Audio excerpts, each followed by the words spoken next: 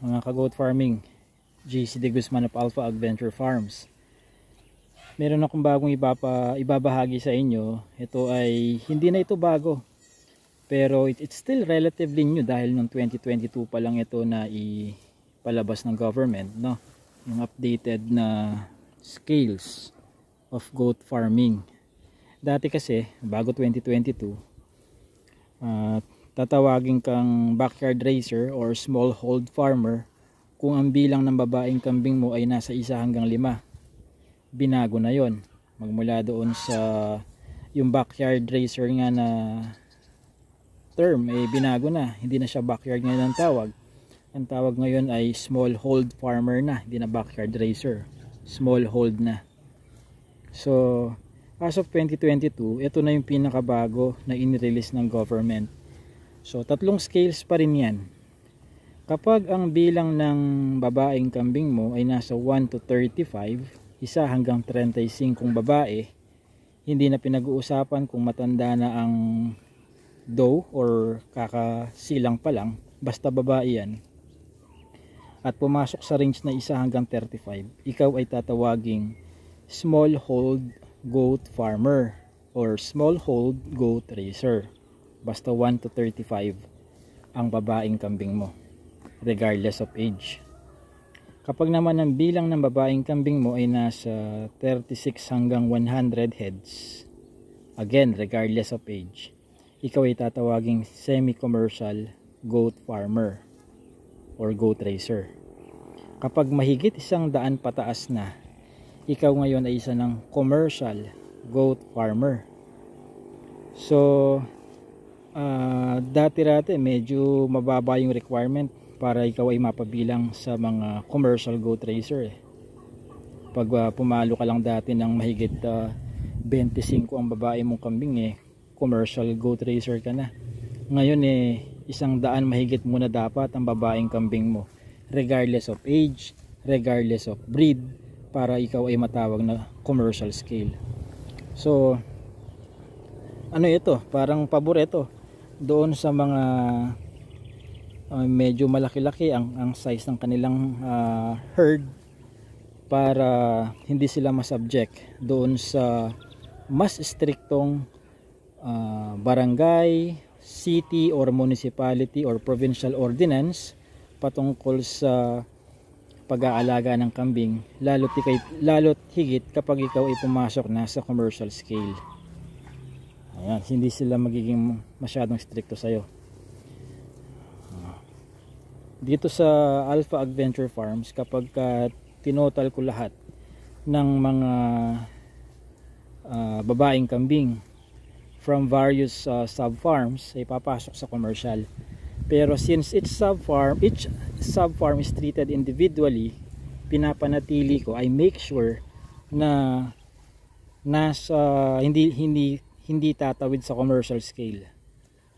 That's what I make sure, no, para hindi masyadong stricto hindi ma-apply yung mas striktong ordinance para sa mga tao na pasok na sa commercial scale ang kanilang pagkakambing.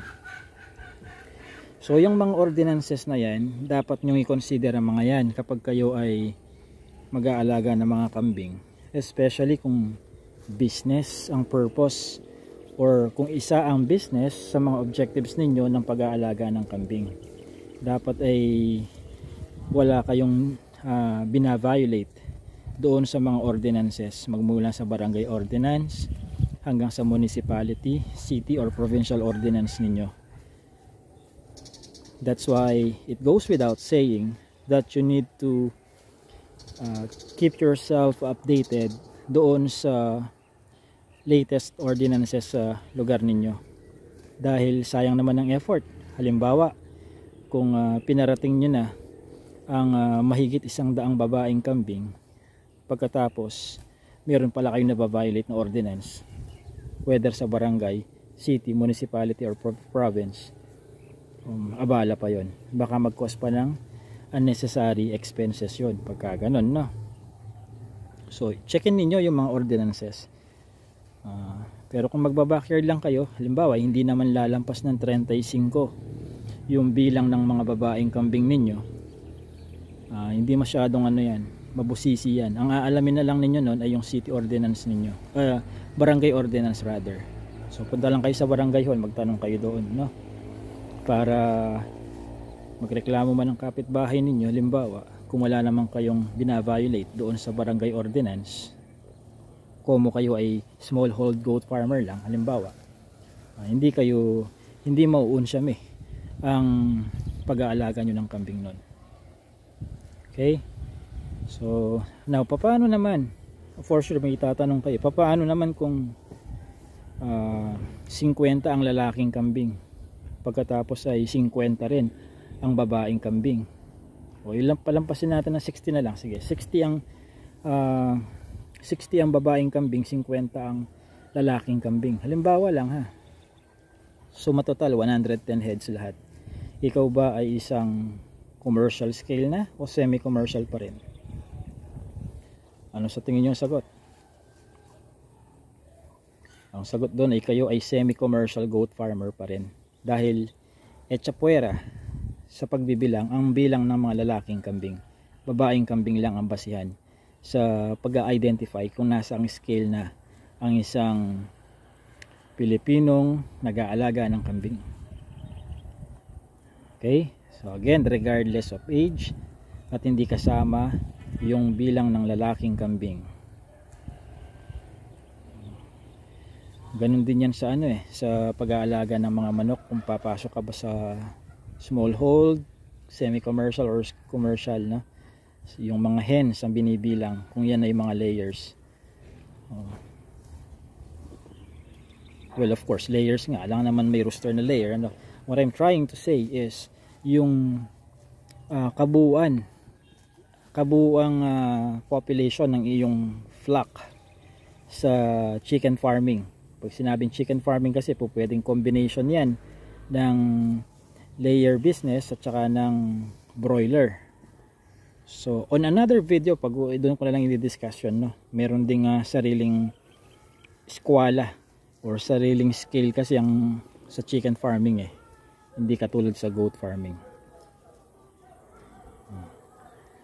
Alright, so kayo, comment nyo nga, would you mind commenting below kung ang pag-aalaga nyo ba ng kambing ay pasok na sa semi-commercial, sa commercial, or dahil nagsisimula pa lang ay nasa small hold scale pa rin pa lang kayo. Comment nyo, and include na rin ninyo yung location ninyo para alam ko rin kung nasaan yung mga goat farms ninyo. Ayan. Now, kung gusto nyong mas matutunan pa, or kung gusto nyo ng mas malawak na kaalaman or pagkakatuto sa goat farming, iiwan ko yung link ng goat farming seminar ko dyan sa description box. I-click na lang ninyo and then mag-register kayo doon.